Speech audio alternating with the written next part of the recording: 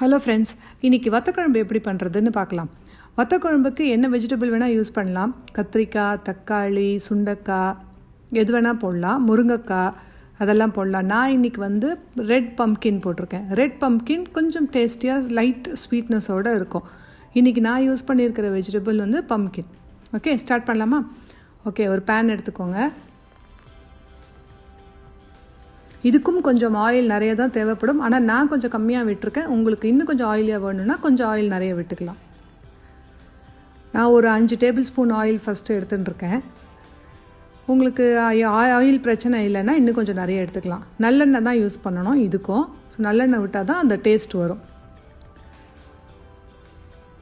5 table spoon போட்டிருக்கேன். இதுக்கு தாளிக்கிறதுக்கு என்னென்ன வேணும் இந்த டிஸ்கிரிப்ஷனில் எல்லா டீட்டெயிலும் இருக்குது, அதை பார்த்துக்கோங்க. இப்போ நான் போடுறத அதில் காட்டுறேன். எண்ணெய் நல்லா காயணும், நான் கடுகு வெடிக்கிறதுக்கு. ஸோ ஃபஸ்ட்டு கடுகு போட போகிறேன்.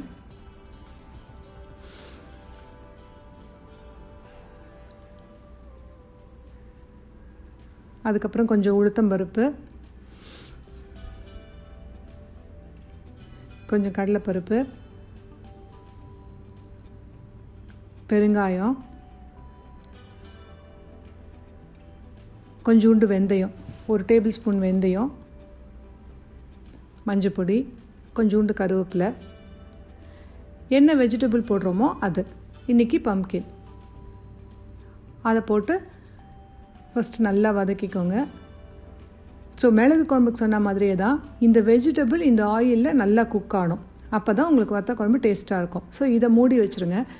இந்த ஸ்டீம் வாட்டரில் அந்த எண்ணெயில் அந்த போட்டிருக்கிற எல்லா தாளிக்கிற ஐட்டத்துலேயும் இந்த வெஜிடபிள் நல்லா குக் ஆகணும். நீங்கள் எந்த வெஜிடபிள் போட்டாலும் சில வெஜிடபிள் சீக்கிரம் குக் ஆகிடும். ஸோ அந்த தண்ணி அதிலே விட்டுருங்க. விட்டுட்டிங்கன்னா இன்னும் கொஞ்சம் நல்லாயிருக்கும். அதுக்கப்புறமா புளியை கரைச்சி விடுங்க. நான் ஒரு 1/2 லிட்டர் புளி கரைச்சி விட்ருக்கேன். இதுக்கு மிளகாப்பொடி 2.5 டேபிள் ஸ்பூன் போட்டிருக்கேன். 1.5 டேபிள் ஸ்பூன் சால்ட்டு, கல் உப்பு எடுத்துட்டுருக்கேன். நல்லா கிளறிட்டு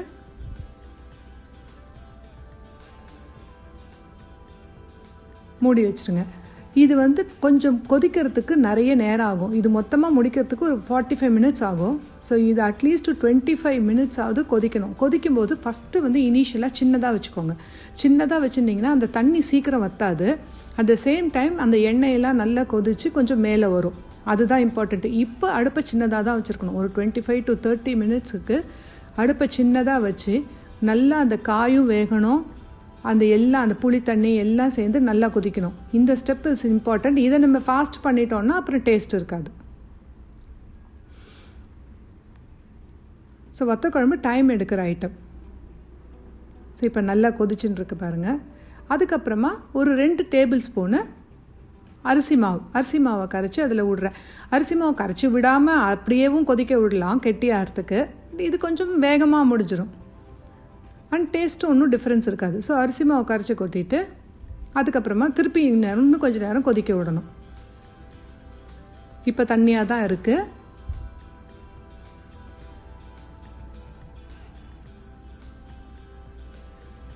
இப்போ எதுக்கு அரிசி மாவு போடுறதுன்னா ரொம்ப சீக்கிரமாக ஆகிடும். அட் த சேம் டைம் ரொம்ப சுண்டியும் போகாது. ரொம்ப சுண்டி போய் அளவும் ரொம்ப கம்மியாகிடும் இல்லையா? ஸோ இது பண்ணினா ஒரு 4 பேர் தாராளமாக சாப்பிட்லாம்.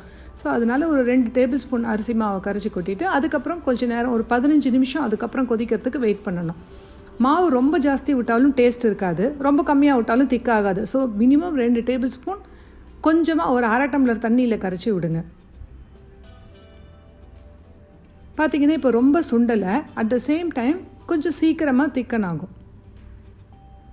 நான் இப்போ திறந்து வச்சுருக்கேன் உங்களுக்கு காமிக்கிறதுக்கு. நம்ம யூஸ்வலாக மூடி கூட வச்சுட்டு அது பாட்டு கொதிக்கட்டும்னு வெயிட் பண்ணலாம். எந்த கன்சிஸ்டன்சியில் ஆஃப் பண்ணுறோங்கிறது ரொம்ப இம்பார்ட்டன்ட். ரொம்ப திக்காய் ஆஃப் பண்ணால் அப்புறம் ரொம்ப கல்லாட்டம் இருக்கும். ரொம்ப தண்ணியாக ஆஃப் பண்ணால் திக்கே ஆகாது. ஸோ அந்த கன்சிஸ்டன்சி மட்டும் நம்ம கொஞ்சம் பார்த்துக்கணும். இல்லை சரி, நல்லா கொதிச்சுன்னு வருது.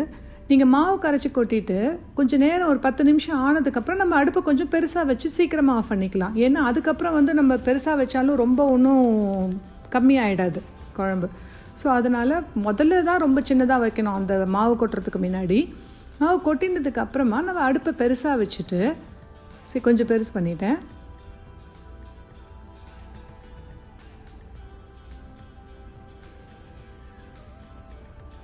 இன்னும் கொஞ்சம் நேரம் கொதிக்க விட்டுருக்கேன். எதில் ஆஃப் பண்ணுறோங்கிறத மட்டும் பார்த்துக்கோங்க நல்லா. இன்னும் கொஞ்சம் பெருசு பண்ணினீங்கன்னா சீக்கிரமாக திக்கன் ஆகிடும். ஆனால் அளவு குறையாது.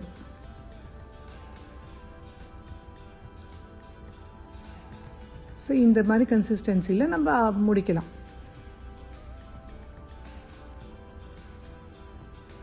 இது ஆறினா கொஞ்சம் கெட்டி ஆகும். சரி, அவர் டேஸ்டி வத்த குழம்பு இஸ் ரெடி. இன்னும் கொஞ்சம் ஆயில் விட்டிங்கன்னா மேலே ஆயிலியாக இருக்கும்.